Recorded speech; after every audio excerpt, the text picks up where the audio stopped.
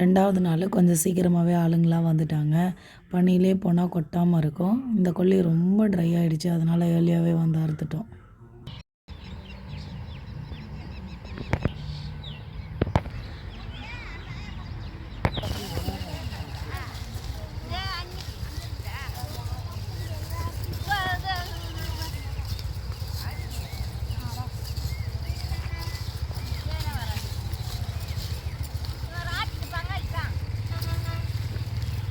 இன்றைக்கி என்ன சாப்பாடுன்னு பார்த்தீங்கன்னா, ரைஸு, சாம்பார், பப்பட்டை எடுத்துகிட்டு வந்திருந்தேன். அப்படியே வெளியிலே வச்சு சாப்பிட்டோம். அப்படியே நானும் ஆளும் கூடவே சாப்பிட்டு அடுத்து தான் அந்த கொல்லிக்கு போயிட்டு இந்த கொல்லி முடிச்சுட்டு இந்த கொல்லி ஃபுல்லாக அறுத்தாயிடுச்சு.